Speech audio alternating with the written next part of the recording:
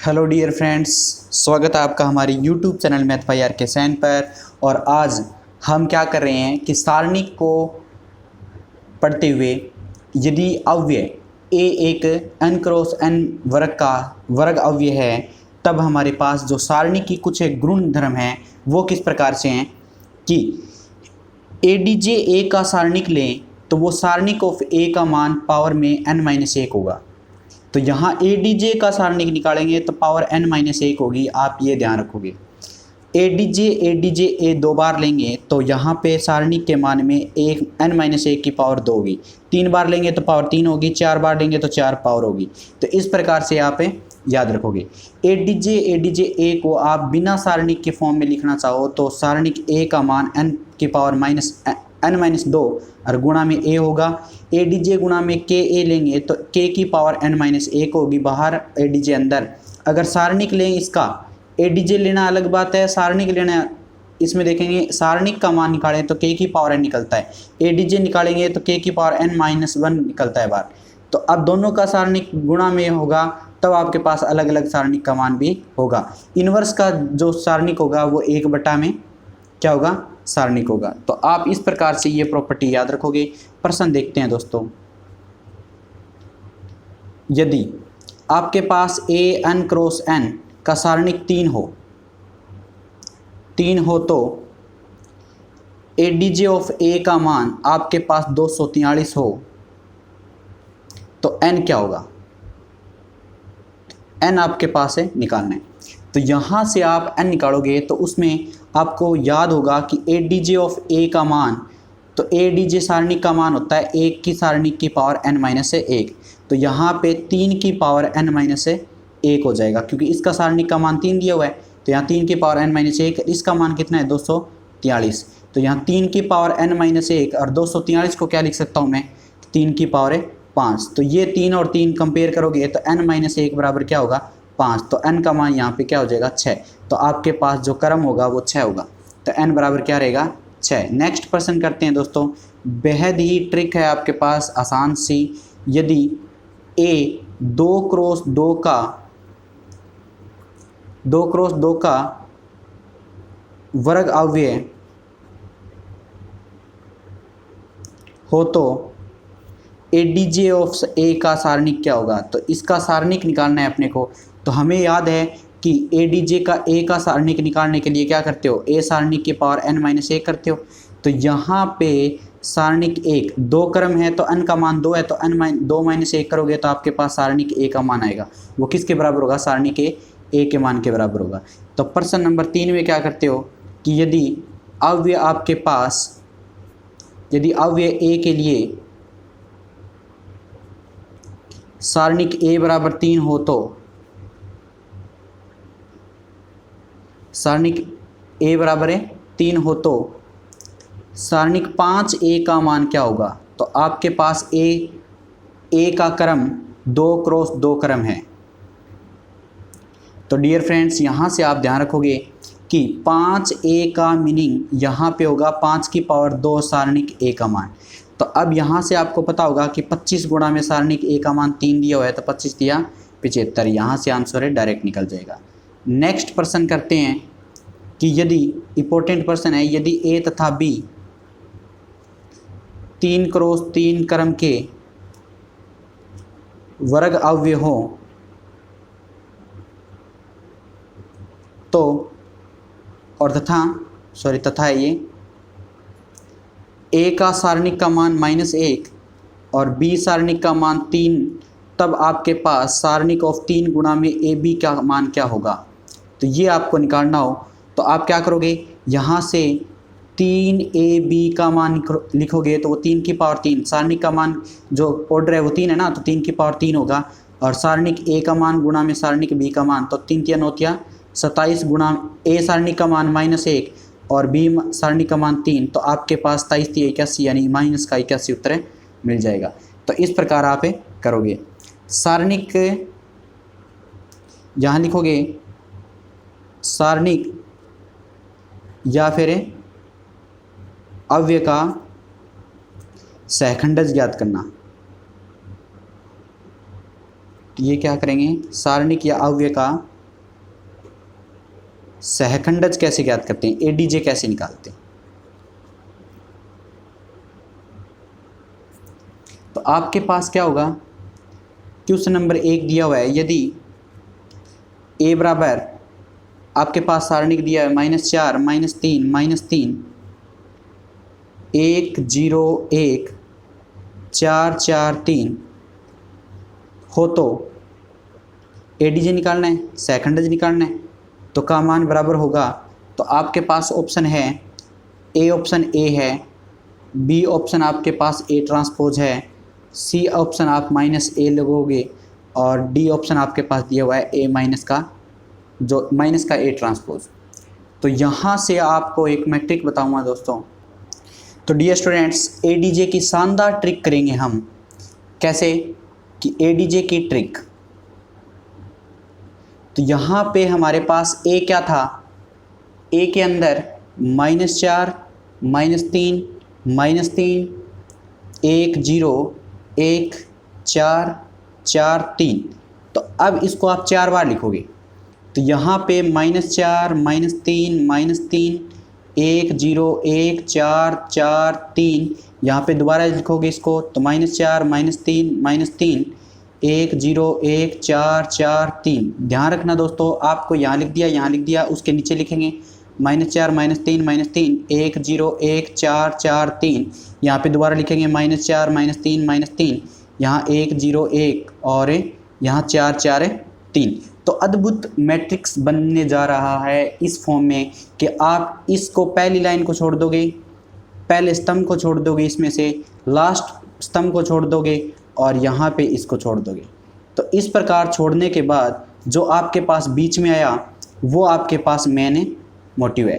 तो एडीजे निकालने के लिए आप यहाँ लिखोगे एडीजे बराबर, आप यहाँ इस प्रकार से मल्टीप्लाई करते जाओगे 2 क्रॉस 2 का।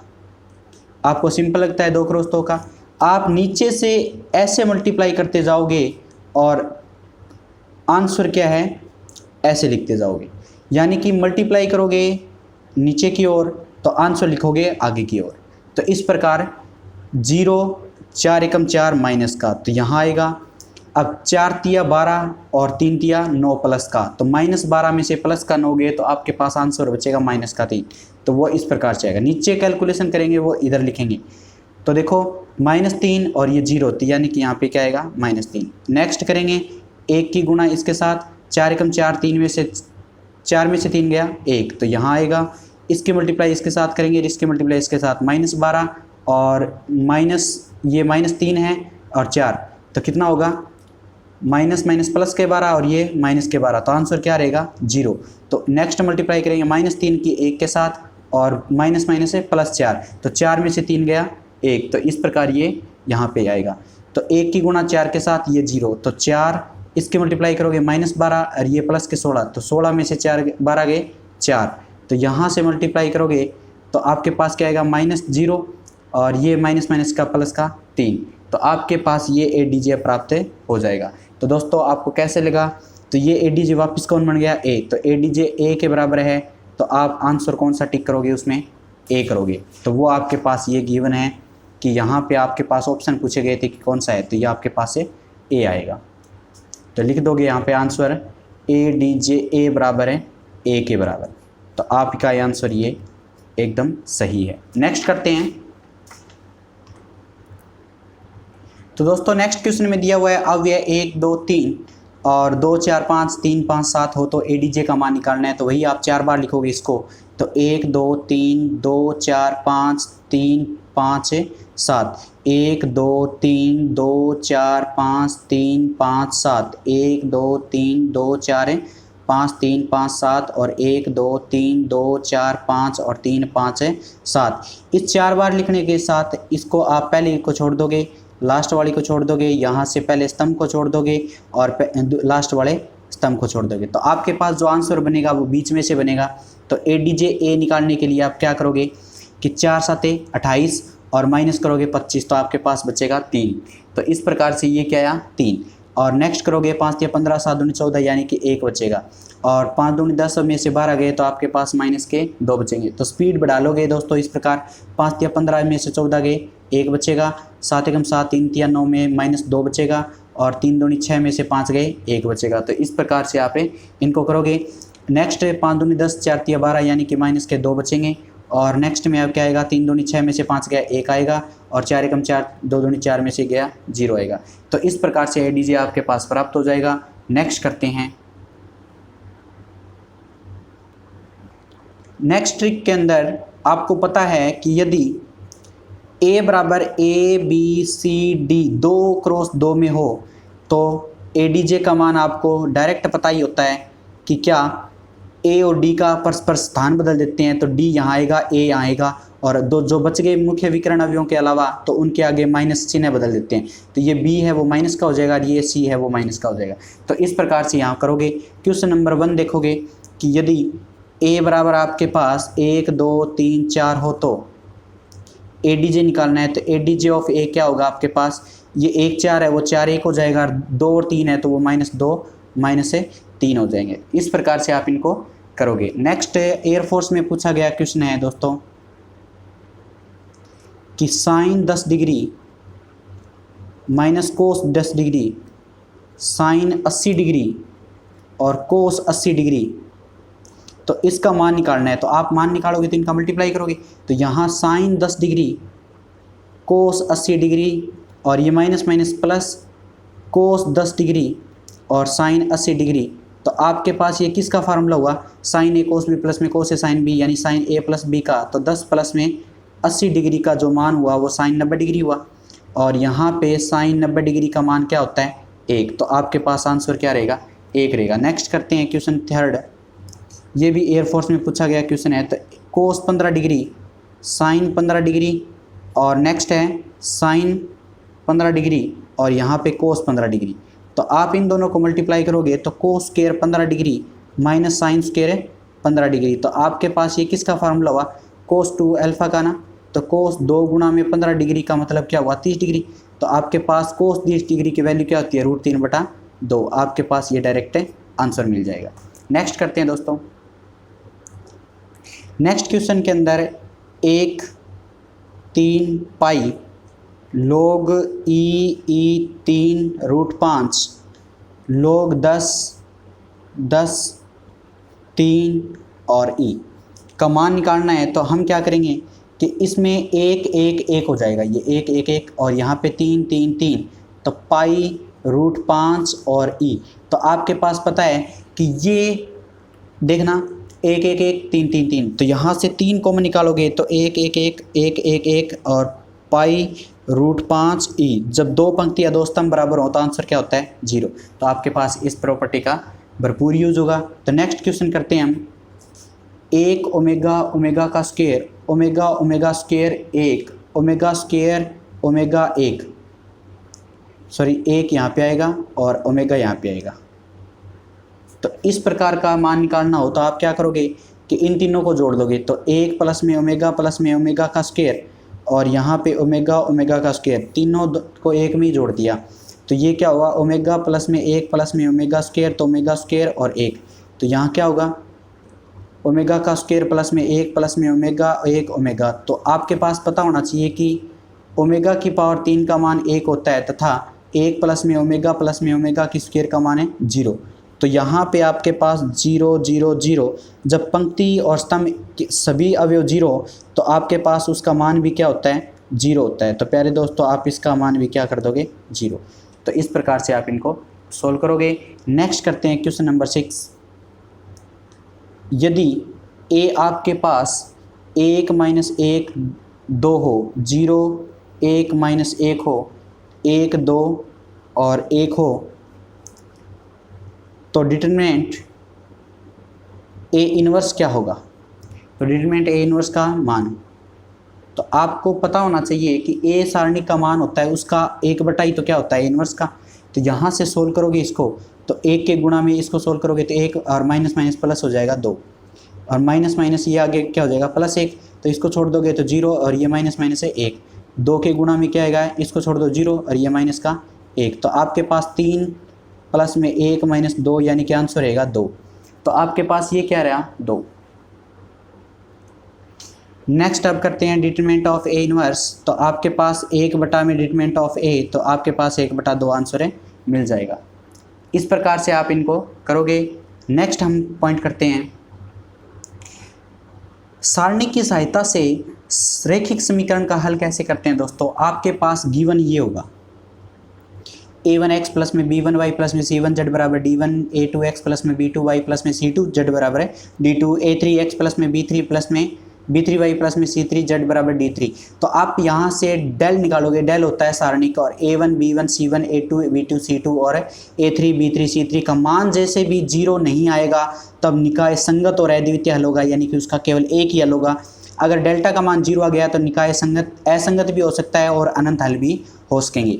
यदि आपके पास निकाय x प्लस में y प्लस में z इस क्वेश्चन के अंदर बराबर 0 हैं, y प्लस में 2z और बराबर 0 हैं, और ax प्लस में z बराबर 0 के पास एक से अधिक हल हो तो a का मान ज्ञात कीजिए। तो आप क्या करोगे, यहाँ से डेल्टा निकालोगे, और डेल्टा बराबर एक से अधिक हल का मतलब है अनंत हल। तो अनंत हल और असंगत निकाय के लिए डेल्टा बराबर 0 होना चाहिए। तो आप क्या करोगे, यहाँ पे 1 1 1 और 0 1 2 और a 0 1, तो इसका मान 0 के बराबर लिखोगे। तो आप इसको सोल्व करोगे कैसे, 1 के गुणा में इसको छोड़ दो और इसको छोड़ दो, तो ये क्या होगा 1 और माइनस में 0, तो -1 के गुणा में इसको छोड़ दो और इसको छोड़ दो, तो ये 0 और माइनस का 2a।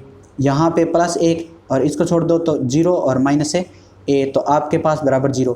तो यहाँ 1 minus plus 2a minus a बराबर है 0। तो ये यहाँ पे a बचेगा, तो a का मान जो +1 है वो इधर जाए, क्या हो जाएगा -1। तो आपके पास क्या बनेगा, -1 बनेगा। नेक्स्ट क्वेश्चन करते हैं दोस्तों।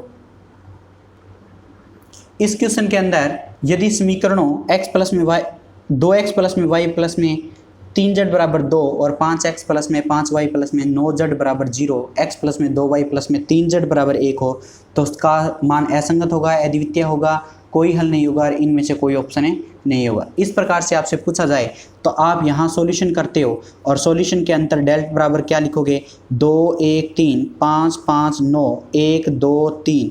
तो इसका मान निकालोगे तो डेल का मान जो सारणी का आएगा वो 2 गुणा में इसको छोड़ दो तो 5 तिया 15 माइनस में 9 दूनी 18 माइनस 1 के गुणा में 5 तिया 15 माइनस में 9 और प्लस में 3 गुणा में क्या होगा 5 दूनी 10 में से 5। तो आप क्या करोगे, यहाँ से -3 गुणा में 2 और यहाँ से -1 और यहाँ से बचेगा 6 और प्लस में 3 गुणा में 5। तो आपके पास ये आंसर क्या बना कि -6 और ये कितना हुआ -6 और प्लस के 15, तो -12 और प्लस में 15 यानी कि आंसर हुए 3।